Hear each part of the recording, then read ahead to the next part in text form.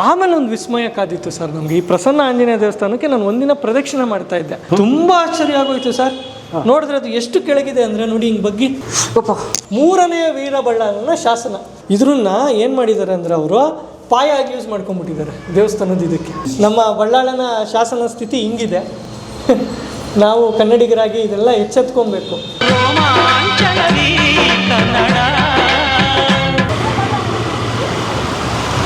ಆಂಜನೇಯನ ಗುಡಿ ಬನ್ನಿ, ಇಲ್ಲಿದೆ.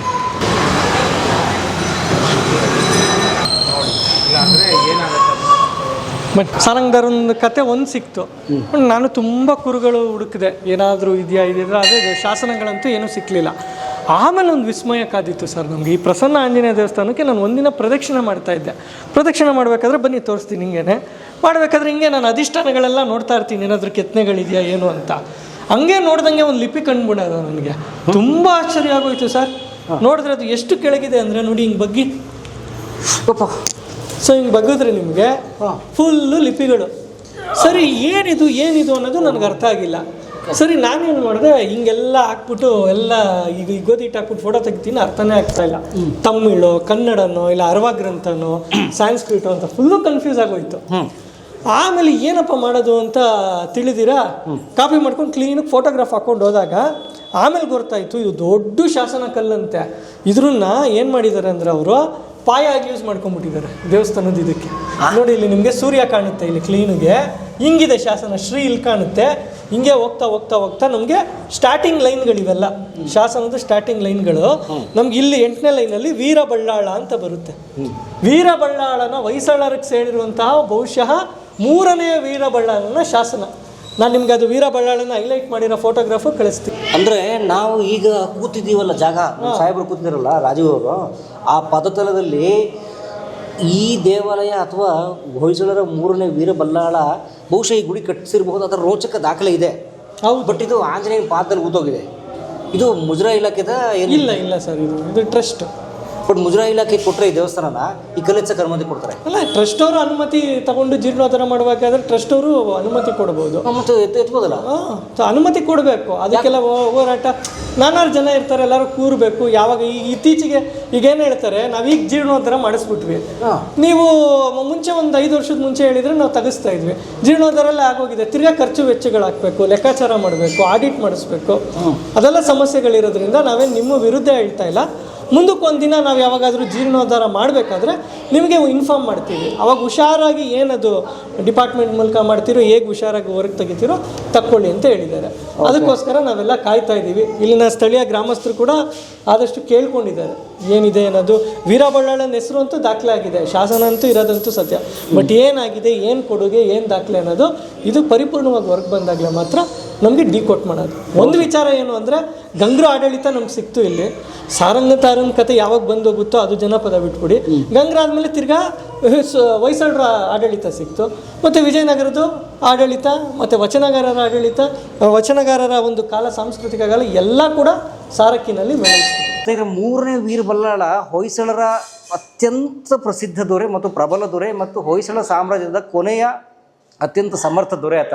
ದೆಹಲಿ ಸುಲ್ತಾನರ ದಂಡನಾಯಕ ಆಗಿ ಬಂದ ಮಲ್ಲಿಕ್ ಕಾಫರ್ ಇದ್ನಲ್ಲ, ಆತ ಬಂದು ದ್ವಾರ ಸಮುದ್ರದ ಮೇಲೆ ಯುದ್ಧ ಮಾಡಿದಾಗ ಆ 3ನೇ ವೀರಬಳ್ಳಾಳ ದ್ವಾರ ಸಮುದ್ರ ಅಂದರೆ ಇವತ್ತಿನ ಬೇಲೂರು ಹಳೆಬೀಡನ್ನ ಬಿಟ್ಟು, ಸಾಮ್ರಾಜ್ಯನೇ ಬಿಟ್ಟು ಇಡೀ ತನ್ನ ಸಾಮ್ರಾಜ್ಯವನ್ನು ಅಥವಾ ರಾಜಧಾನಿಯನ್ನು ತಿರುವಣ್ಣಾಮಲೆಗೆ ಶಿಫ್ಟ್ ಮಾಡ್ಕೋತಾರೆ.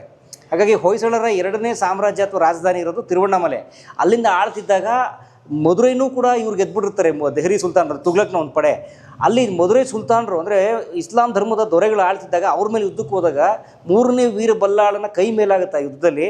ಆದರೆ ಮಧುರೈ ಸುಲ್ತಾನರು ಸಂಧಾನದ ನೆಪದಲ್ಲಿ 3ನೇ ವೀರಬಳ್ಳಾಳನ್ನ ತನ್ನ ಹತ್ರ ಕರೆಸ್ಕೊಂಡು 3ನೇ ವೀರಬಳ್ಳಾಳ ಆತ ಅವ್ರನ್ನ ನಂಬಿ ಹೋದಾಗ ಆತನ ಜೀವಂತ ಸೆರೆ ಹಿಡಿದು ಆತನನ್ನು ಸಾಯಿಸಿ ಹತ್ಯೆ ಮಾಡಿ ಆತನನ್ನು ಶಿರಚ್ಛೇದ ಮಾಡಿ ಈ ಥರದ್ದೆಲ್ಲ ಕಥೆ ಇದೆ. 3ನೇ ವೀರಬಳ್ಳಾಳ ಅಂತ ತುಂಬ ಘೋರವಾಗಿ, ತುಂಬ ಪೈಶಾಚಿಕವಾಗಿ ಆತನ ದೇಹನ ಹಾಳು ಮಾಡಿಬಿಡ್ತಾರೆ ಮಧುರೈ ಸುಲ್ತಾನರು, ಗೊತ್ತಾಗ್ತಿದ್ಯಾ? ಸೊ ಹಾಗಾಗಿ ಆ ರೀತಿ ತೀರ್ಕೊಂಡಿದ್ದು.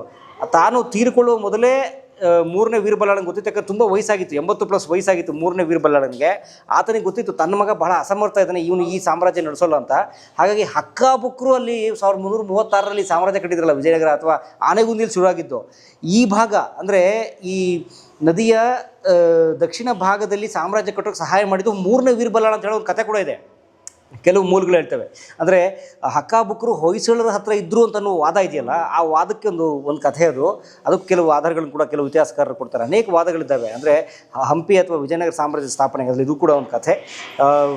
ಮೂರನೇ ವೀರಬಲ್ಲಾಳನ ಸಾವಿನ ನಂತರ ನಾಲ್ಕನೇ ವೀರಬಲ್ಲಾಳ ಅಥವಾ ಕೊನೆಯ ಅರಸ ವಿರೂಪಾಕ್ಷ ಬರೀ 2 ವರ್ಷಕ್ಕೆ ಆತ ತೀರ್ಕೋತಾನೆ ಅಥವಾ ಆತನ ಹತ್ಯೆ ಮಾಡಲಾಗುತ್ತೆ. ಆನಂತರ ಇಡೀ ದಕ್ಷಿಣ ಭಾರತವನ್ನು ಈತನ ಅಂದರೆ ಹೊಯ್ಸಳರ ದಂಡಾಧಿಕಾರಿಗಳೆಲ್ಲರೂ ಸೇರಿ ಹಕ್ಕಬುಕ್ಕರಿಗೆ ಸಪೋರ್ಟ್ ಮಾಡಿದ ಕಾರಣಕ್ಕೆ ಇಡೀ ದಕ್ಷಿಣ ಭಾರತ ಅವ್ರದ್ದಾಗುತ್ತೆ. ಅವರು ಕೂಡ ಬಹಳ ವೀರರಿದ್ದರು. ಇದೆಲ್ಲ ಕಥೆ ಇದೆ. ಸೊ ಇದು ನಾವು ಹಂಪಿಲಿ ಇನ್ನೊಂದಿನ ಮಾತಾಡೋಣಂತೆ. ಬಟ್ ಮೂರನೇ ವೀರಬಲ್ಲಾಳ ಹಾಕ್ಸಿರುವಂಥ ಶಾಸನ ಇದು. ಹೌದು ಅವ್ರ ಕಾಲದಲ್ಲಿ ಹಾಕ್ಸಿರುವಂಥ ಶಾಸನ ಅರುಣಾಚಲದಲ್ಲಿ ಇದೆ.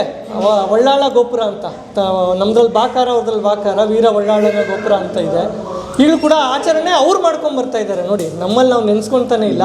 ನಮ್ಮ ಒಳ್ಳಾಳನ ಶಾಸನ ಸ್ಥಿತಿ ಹಿಂಗಿದೆ. ನಾವು ಕನ್ನಡಿಗರಾಗಿ ಇದೆಲ್ಲ ಎಚ್ಚೆತ್ಕೊಬೇಕು. ನಮ್ಮ ಈ ಶಾಸನಗಳನ್ನ ನೋಡಿ, ಈಗ ಎಷ್ಟೊಂದು ಮನೆಗೆ ಚಪ್ಪಡಿ ಆಗೋಗಿದೆ, ಪಾಯ ಆಗೋಗಿದೆ. ಇನ್ನೊಂದು ಜಿಗಣಿನಲ್ಲಿ ಒಂದು ದೇವಸ್ಥಾನ ಈ ಥರ ಟೈಲ್ಸು ಶಾಸನನ ಅಲ್ಲೇ ಹಾಕಿ ಟೈಲ್ಸ್ ಮುಚ್ಚಿಬಿಟ್ಟಿದೆ. ಈಗ ತೆಗೆದ್ರು ನಮ್ಗೆ ಸಿಗುತ್ತೋ ಇಲ್ವೋ ಗೊತ್ತಿಲ್ಲ. ಸಿಮೆಂಟೆಲ್ಲ ಪ್ಲಾಸ್ಟಿಕ್ ಹೋಗಿದೆ. ಈ ಸೀನಲ್ಲಿದೆ ಎಪಿಗ್ರಫಿ ಆಫ್ ಕರ್ನಾಟಕದಲ್ಲಿ ಶಾಸನ ಇದೆ. ಬಟ್ ನೀವು ಅಲ್ಲಿ ಇವಾಗ ವರದರಾಜಸ್ವಾಮಿ ದೇವಸ್ಥಾನ ಅನ್ಸುತ್ತೆ ಬಹುಶಃ, ಹೋದಾಗ ಹುಡುಕ್ತಾ ಶಾಸನ ಇಲ್ಲವೇ ಇಲ್ಲ, ಶಾಸನನೇ ಇಲ್ಲ. ಆದರೆ ನನ್ನ ಕಳಕಳಿಯ ಮನವಿ ಏನಂದರೆ, ದಯವಿಟ್ಟು ಇದು ಖಾಸಗಿ ಟ್ರಸ್ಟ್ ಅಂತ ಇದೊಂದು, ಈ ಟ್ರಸ್ಟ್ನವ್ರು ದಯವಿಟ್ಟು ಸಪೋರ್ಟ್ ಮಾಡಿ ಈ ಶಾಸನ ಮೇಲೆತ್ತಿ ಅದನ್ನು ನೋಡಿ ಓದಿ ರೆಕಾರ್ಡ್ ಮಾಡಲಿಕ್ಕೆ ಅವಕಾಶ ಕೊಡಲಿ ಅಂತ ಕೇಳ್ಕೊತಾನೆ. ಇಲ್ಲದೆ ಹೋದರೆ ಖಂಡಿತವಾಗಿ ಇದನ್ನು ಹಿಂದೂ ಧಾರ್ಮಿಕ ದತ್ತಿ ಇಲಾಖೆಗೆ ಸೇರಿಸಿ ಮುದ್ರಾ ಇಲಾಖೆ ದೇವಸ್ಥಾನ ಮಾಡಿ ಸರ್ಕಾರ ಅದಕ್ಕೆ ಅನುಮತಿ ಕೊಟ್ಟು ಮಾಡಿಸ್ಬೇಕು ಅನ್ನೋದು ನನ್ನ ಮನವಿ. ಯಾಕಂದರೆ ಇತಿಹಾಸ is more important than anything else.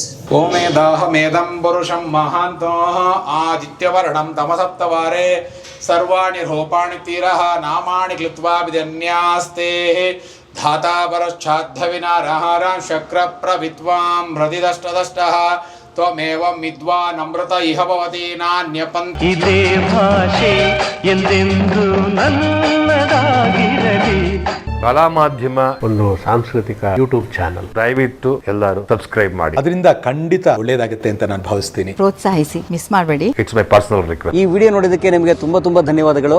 ಪುಸ್ತಕಗಳನ್ನು ಓದು ಮನಸ್ಸನ್ನು ಅರಳಿಸುತ್ತೆ, ಬುದ್ಧಿಯನ್ನು ಚುರುಕು ಮಾಡುತ್ತೆ, ಕಾಣದ ಹೊಸ ಲೋಕವನ್ನು ಪರಿಚಯಿಸುತ್ತೆ. ಹಾಗಾಗಿ ಓದುವ ಸಂಸ್ಕೃತಿ ಹೆಚ್ಚಾಗ್ಲಿ. ಧನ್ಯವಾದ.